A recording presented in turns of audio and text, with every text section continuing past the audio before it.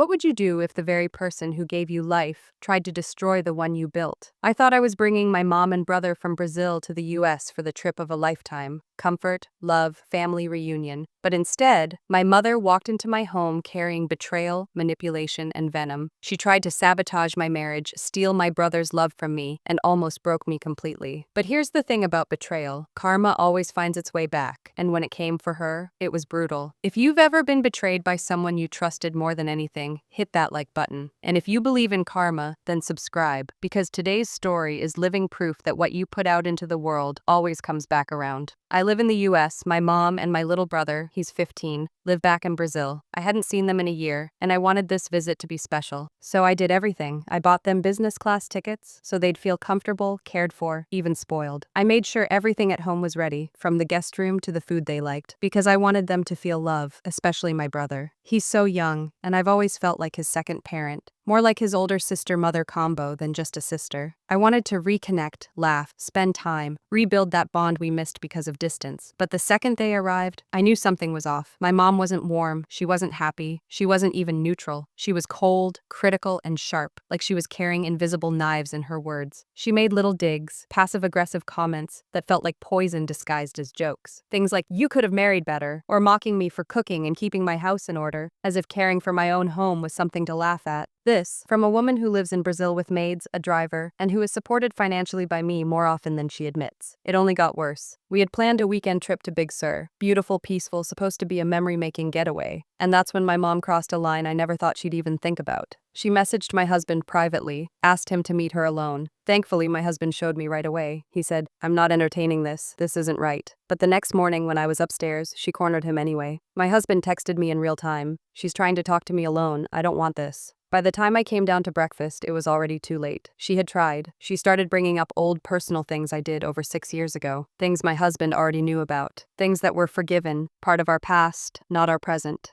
She wanted to stir doubt, plant seeds of mistrust, break apart the one stable, happy thing I had, my marriage. But my husband, God bless this man, didn't flinch. He looked her in the eye and said, "I already know all of this. What exactly is your goal in bringing this up?" She froze, and then she cried. Fake tears, the kind of crying that isn't about sadness, but about manipulation. She stormed off, played the victim, and for the rest of the trip, she locked herself in her room, sulking, avoiding us. I was devastated, but I thought, maybe at least my brother and I could still enjoy time together. Maybe I could protect that relationship. I was wrong. Slowly, she began turning him against me, whispering to him, pulling him into her room, feeding him her bitterness. The boy who used to laugh with me, joke with me, look up to me like a second mom, now barely looked me in the eyes. He stopped speaking to me. He stayed locked in the room with her. And suddenly, I wasn't just losing my mom, I was losing my brother too, in my own house. 2 days left in their visit. I was drained. Emotionally, mentally, physically. I had poured everything into this trip.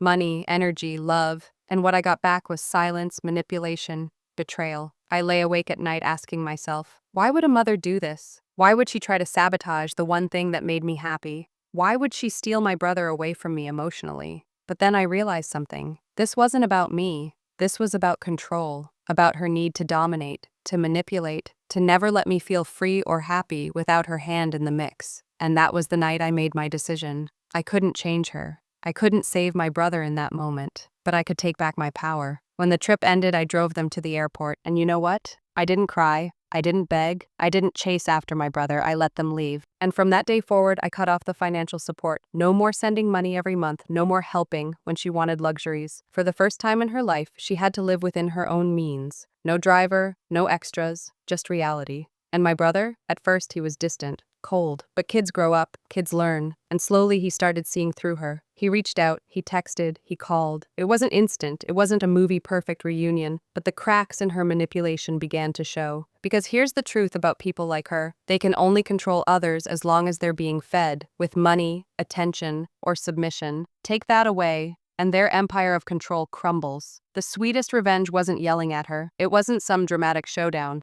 It was watching karma do its work. My mother lost the control she thought she had over me. She lost the financial cushion I provided. She lost the ability to dictate my life. And worst of all for her, she lost the respect of the very son she tried to turn against me. Because as time passed, he came back, and she was left with nothing but her own bitterness. So what do you do when your own mother betrays you? You stop feeding the poison, you walk away, and you let karma do the heavy lifting. Because no matter how long it takes, betrayal always comes with a price. If this story hit you in the heart, smash that like button. It helps way more than you think. Tell me in the comments, do you believe karma always comes back around? And of course, don't forget to subscribe for more powerful emotional stories just like this one. Until next time, remember, sometimes the best revenge is walking away and letting karma handle the rest.